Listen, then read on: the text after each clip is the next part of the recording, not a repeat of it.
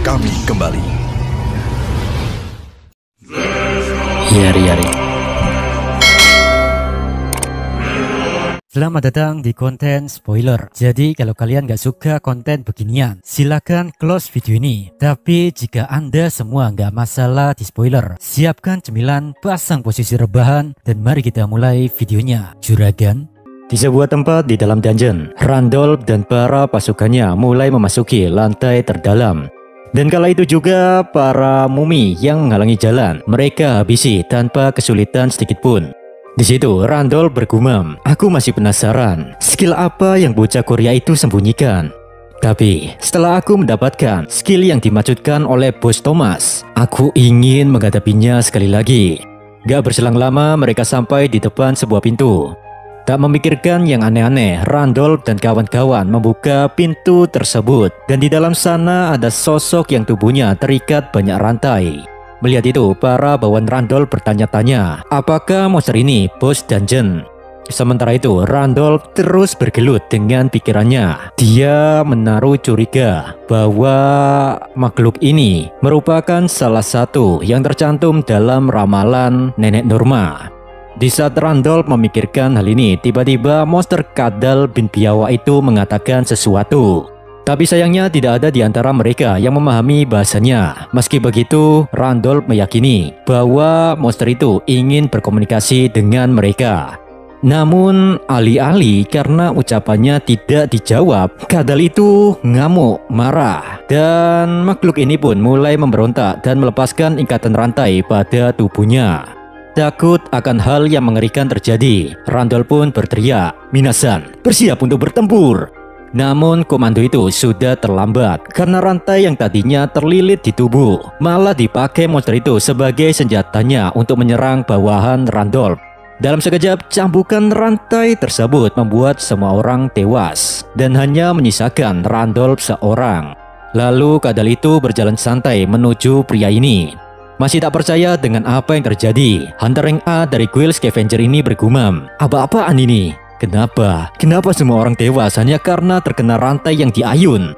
Sesampainya kadal gurun itu tepat di hadapan mangsanya, dia pun membentangkan kedua tangannya. Seolah-olah kadal itu memberikan Randolph kesempatan untuk menyerangnya tanpa malu-malu.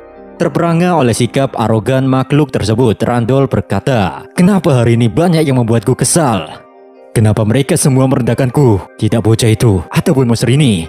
Keparat. Kalau begitu, aktifkan skill Giant Armor. Dipenuhi amarah yang menggebu-gebu, Randolph percaya kemampuan yang selama ini diasah pasti dapat menghancurkan kadal sombong itu. Dengan kepercayaan diri tersebut, beliau pun mengayunkan senjatanya dan melepaskan serangan pamungkasnya. Jebles, harapan tak sesuai ekspektasi. Keprekan Randolph tak dapat membuat kadal itu terluka. Bahkan tubuhnya tak bergeming 1 inci pun dari tempatnya berdiri. Lalu monster itu mencoba mengatakan sesuatu dengan bahasa monsternya. Meski tak mengerti apa yang diucapkan kadal tersebut, tapi yang pasti Randolph yakin monster ini bersiap menyerang balik. Melihat bogam lawannya yang siap menggepreknya, Randolph sangat ketakutan. Dia bergumam, maafkan aku Bos Thomas, seharusnya aku menunggumu. Di saat bersamaan, kadal itu pun melepaskan pukulannya. Seketika itu juga, Randolph pun terlempar sangat jauh dan beliau pun tewas juga. Puas menghabisi orang-orang yang telah membuatnya kesal, kadal ini pun duduk santai kawan. Dia berkata, setelah sedikit bermain-main bersama, makhluk itu sudah hancur. Mengecewakan. Tapi ya, tidak apa-apa. Sepertinya masih ada beberapa makhluk di depan sana yang dapat menghibur kebosananku. Aku OTW, baby. Sementara itu, kini Suho masih berurusan dengan para mumi. Suho bergumam, sialan, mumi-mumi ini tak ada habisnya. Jika begini terus, aku tak akan bisa segera menyelesaikan quest. Kalau begitu, aku akan membangkitkan undead ini untuk menjadi pasukanku. Arise. Di saat yang sama, sistem mengkonfirmasi bahwa undead atau mumi ini tak bisa dibangkitkan karena jiwanya sudah terlalu tua.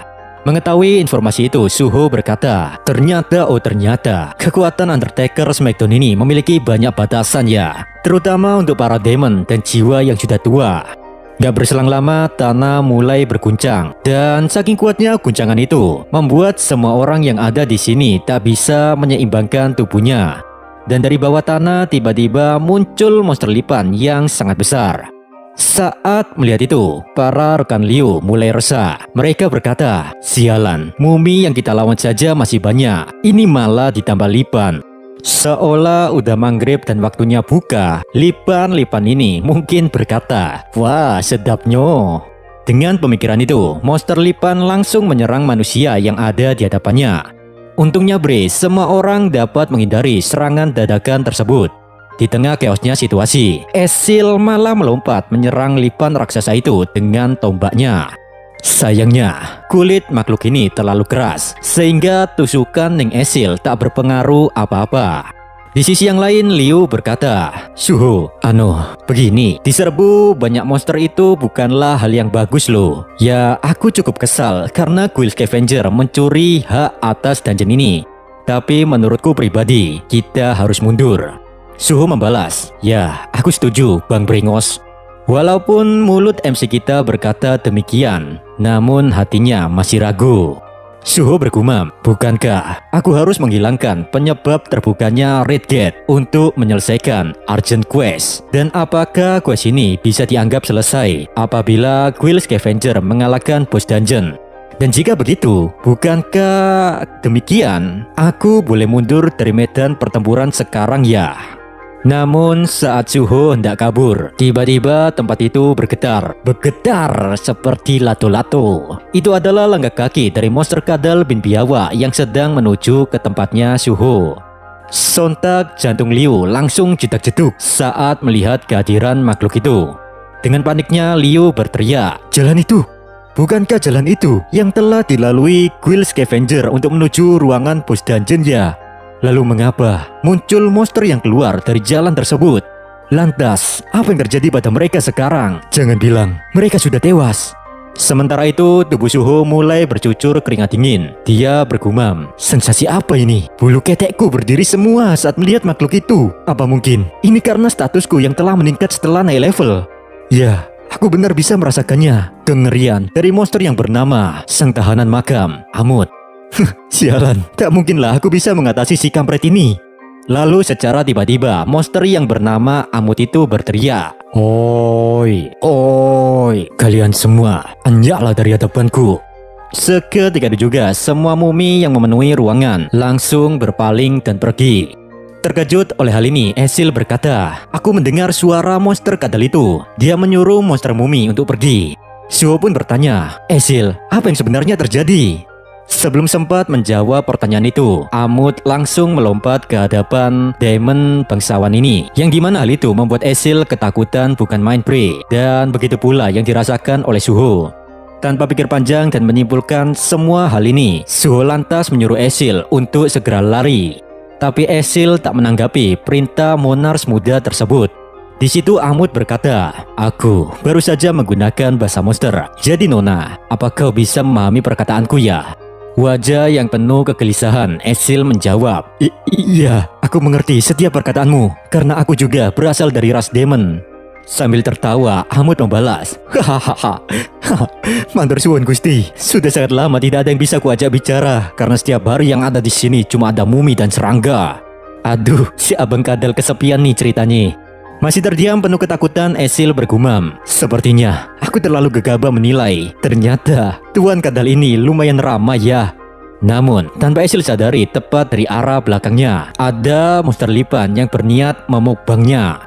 Untungnya Tuan kadal Amut langsung menghancurkannya hanya dengan satu pukulan saja. Terkejut dengan itu, Esil bergumam, Nani, hanya dengan satu pukulan Tuan kadal monster Lipan itu langsung musnah? Keren. Di sisi yang lain, Amut seperti merasa terganggu dengan serangga-serangga ini. Dia berkata, Lipan-Lipan itu sangat mengganggu. Mereka sama sekali tak memahami perintahku untuk pergi. Sepertinya tak ada pilihan lagi selain membersihkan tempat ini dari mereka. Nona, perbincangan ini kita lanjutkan nanti saja ya. Setelah mengatakan itu, Amut langsung pergi dari hadapan Esil demi membasmi Lipan yang ada di sini. Seperti yang terlihat di panel, Amut tanpa membawa sebuah senjata dan hanya bermodalkan tangan kosong. Tapi, beliau dengan mudahnya menghancurkan para Lipan tanpa kesulitan sedikitpun. Terperangah akan keganasan dan kehebatan Dewa Kadal, Suho kebingungan atas situasinya itu. MC kita bertanya-tanya kenapa para monster saling menghancurkan satu sama lain. Di sisi yang lain ketika lagi asik dengan pertarungannya, ada salah satu Lipan yang menyerang titik buta Amut.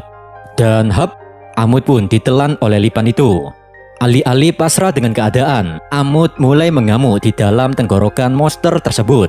Dan gak berselang lama terjadilah sebuah ledakan. Duar. Meskipun sudah dimukbang dan masuk ke dalam mulut lawannya, tapi hal itu tetap tak bisa melenyapkan sang dewa kadal. Dengan nada kesal dan berhujan darah Lipan, Amut berkata, "Aku benci serangga."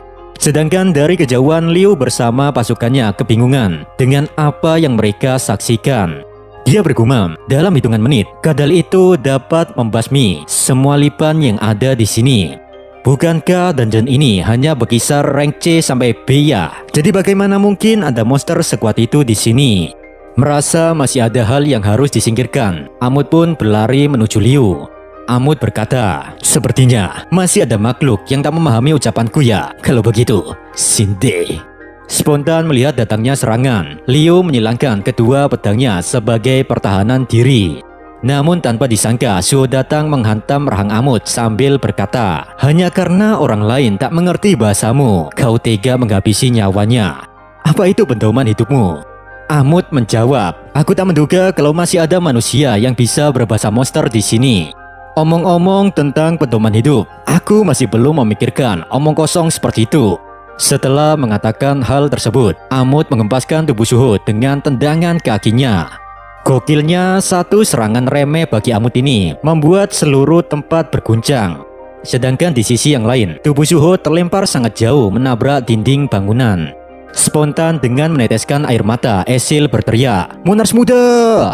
Lalu, sembari menodongkan tombaknya, Esil berkata, "Dasar bajingan, berani-beraninya kau melakukan itu terhadap Monars muda." Amut membalas, "Nani, apa dia temanmu? Kalau begitu, maafkan aku lah." "Oh iya, kau kan berasal dari ras demon ya? Berarti kau sudah mengetahui banyak hal dong. Jadi begini, aku penasaran, perang antara situ Monars melawan Monars yang lain itu loh, apakah sudah berakhir ya? Kalau memang sudah selesai, siapakah pemenangnya?" Sontak Esil terkejut mendengar ucapan kadal gurun itu. Esil bergumam, "Sebenarnya siapa dia ini? Kenapa dia bisa tahu tentang perang antar para Monars?" Sementara itu, Suho dan Gray masih terkapar tak sadarkan diri. Di situ, Beru yang khawatir terus memanggil, "Monars muda! Monars muda! Kumohon, bangunlah!" Di sisi yang lain, Amut mulai emosi karena Esil ngacangin dirinya. Amut berkata, "Yari, kau tidak berniat menjawabku ya? Kalau begitu, mau bagaimana lagi? Bagiku, monster yang tak memiliki akal atau mereka yang menolak menjawab pertanyaanku. Pokoknya, semua makhluk yang gak mau diajak ngobrol, maka takdir mereka hanyalah menjadi almarhum. Bye-bye, Sinde." Sambil mengatakan itu, Amut mengangkat salah satu kakinya untuk menghabisi Esil. Di saat genting itu, secara perlahan kesadaran Suho mulai pulih. Lalu beliau pun menggunakan pemulihan status yang dia dapatkan dari Daily Quest. Seketika itu juga muncul cahaya kehijauan, dan hal itu membuat Amut menghentikan serangannya pada Esil. Di situ, dari tubuh yang diliputi cahaya bersinar, Suho bangkit sambil berkata, "Untunglah aku tidak pernah menyentuh hadiah quest harianku. Oh iya Tuan Kadal, ngomong-ngomong nih, kau kan bertanya soal perang besar antara para Monars ya? Ku beritahu padamu, semua Monars telah tewas di tangan Shadow Monars." Dengan nada terkejut, Amut bertanya, Loh, beneran tah? Jadi saat aku terkurung di sini, perang telah berakhir ya?" Suho menjawab, "Ya, itu benar."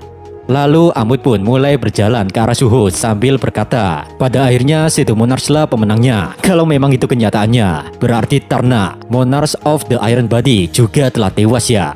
Di sisi yang lain, dengan tatapan bingung, Suho bergumam, monster ini menanyakan soal perang antar Monars. Dengan kata lain, dia memiliki hubungan dekat dengan salah satu Monars, terutama si Tarna.